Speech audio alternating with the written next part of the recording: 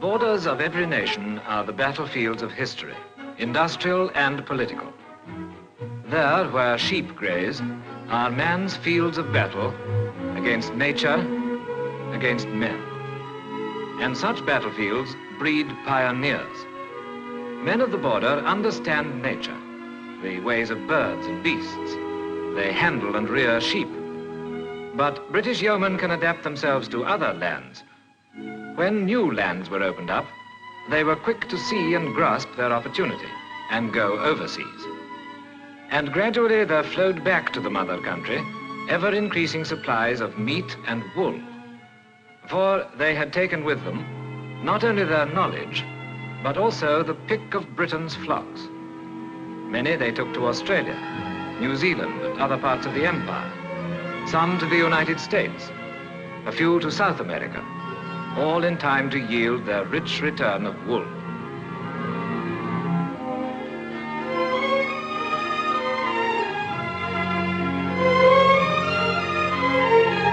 They had taken with them the traditions of the wool markets that stood in little towns unchanged in generations.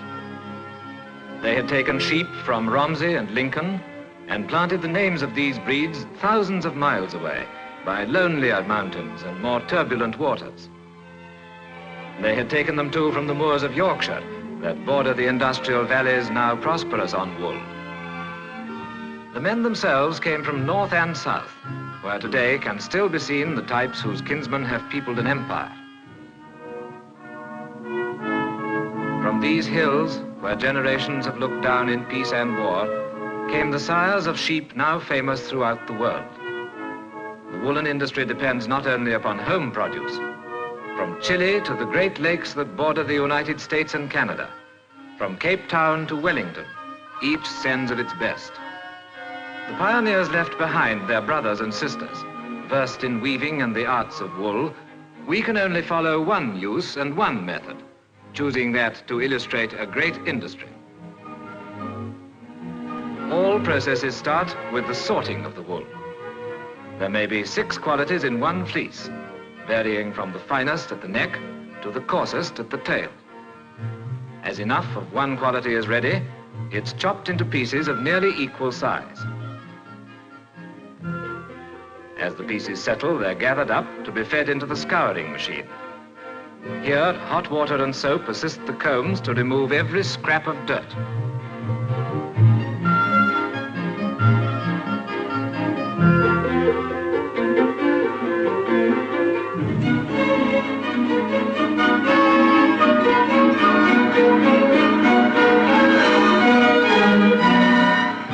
In the wool trade, design is a matter of color and pattern.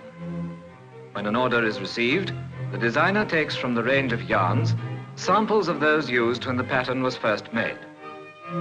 The variety of colors seems endless, but new ones are added every year. Despite that, this girl's color sense enables her to pick the right yarns in a matter of seconds. Let's follow the cloth with violet and red in it. Once checked by the dyer with the specimens he has previously treated, they cease to be color patterns and are to him chemical formulae.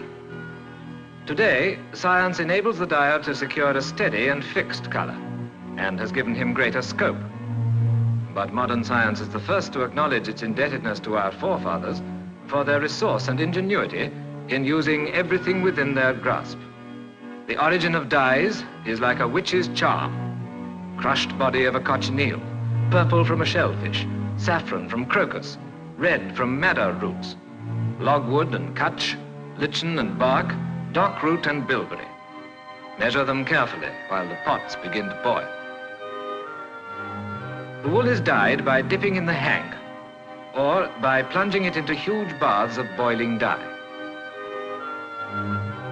As one bath is ready for the red dye, the wool in another begins to wear the color it will always hold. At first it's wet and we can't distinguish the shade. But when it's dry and ready for blending, we see it's violet. The color of the yarn must be even from beginning to end. Layers of white and violet, then of blue, are spread on the blending floor. Bit by bit, it's fed into a mixer. A special oil is added, and soon the wool is ready for carding.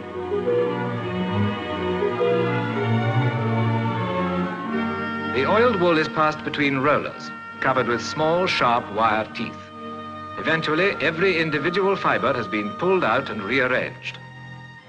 During carding, constant checks are made to ensure that the chosen colour is maintained. As the violet is passing through, so in the background is red.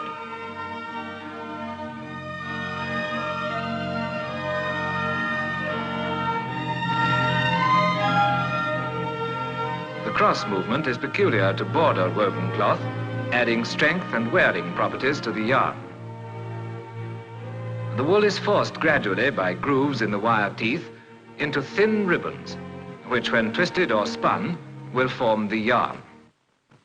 Are laid on the drums of the spinning mule, the spindles of which are on a movable carriage.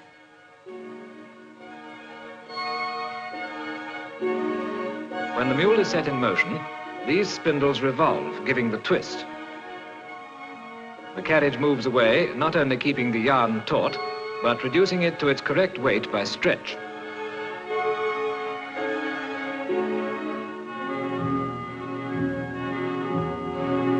The red completely spun, the mules are stripped ready for the second twist.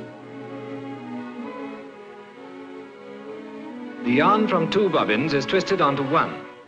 As the operator finishes loading in the red, he moves over and starts his machine.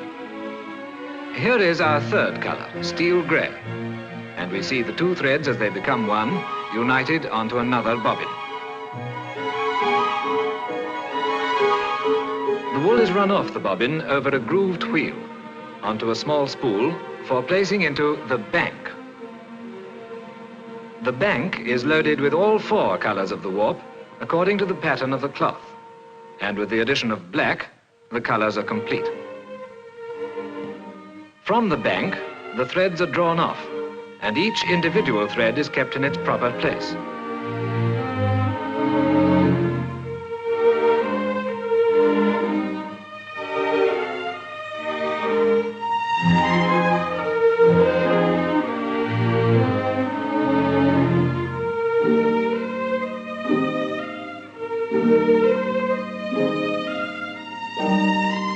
Eventually, it's tied off onto the cylinder of the mill. With one last careful look, the warper starts the great cylinder spinning round. Each time the required length of warp has been completed, a bell rings, and the process is repeated until the whole width is covered.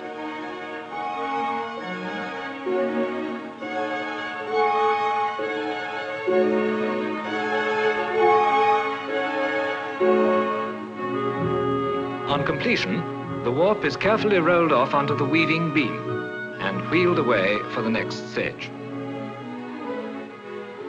With all pieces, every individual thread of the warp has to be drawn through a little eyelet.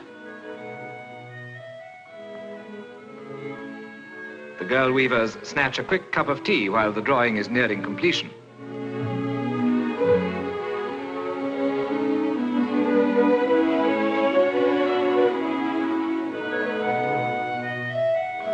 It needs a good eye and close attention. They must be careful here because mistakes cannot be corrected later. The method and gear have been the same for generations. As the drawing finishes, the weaver receives the first lot of her bobbins and prepares her shuttles while the foreman loads the machine. The basic principles of weaving have never changed. The machinery has only been speeded up, and a modern loom can trace its ancestry right back to the Middle Ages. Weaving is one of the most ancient and widespread of all crafts. So, gradually, our 4 colours assume the pattern of our cloth, and one more piece of border weave nears completion.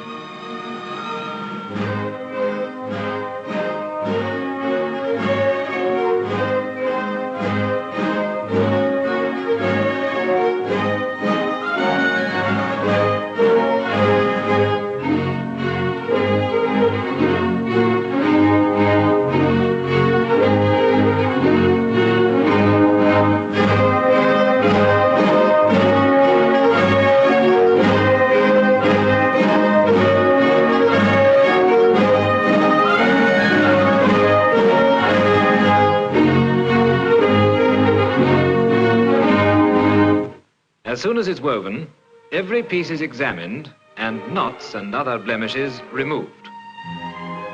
It will go through several other stages, but to the eye it will not change much after leaving the loom. And while our piece is being finished, so other pieces in endless variety of color and type undergo their final examinations. Every small fault is marked and the cloth passed to experienced hands for correction.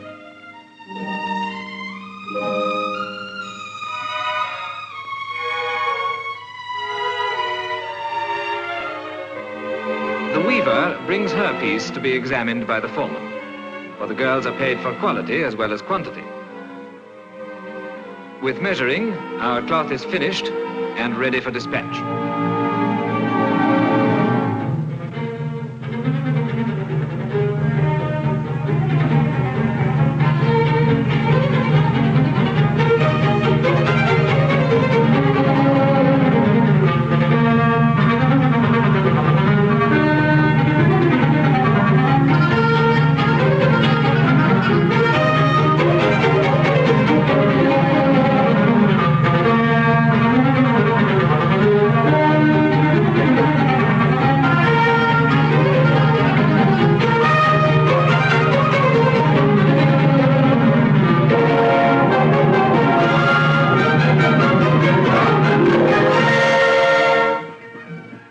And even the cloth we've seen woven is but one side of the wool trade. In Princes Street, Edinburgh, in the heart of Britain's loveliest city, we shall always see kilts and tartans of the Scottish clans.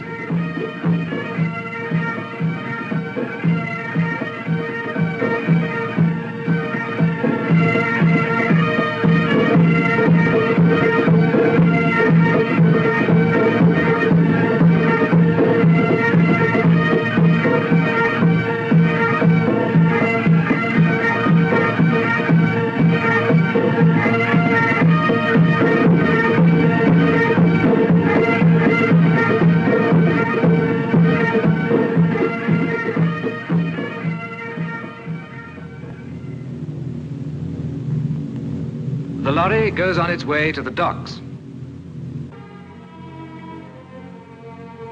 The trade routes testify that the woolen industry remains an ambassador of commerce. It has brought wool from the two hemispheres to be sent out again in finished goods, whose quality is as fine as tradition and craftsmanship can make them.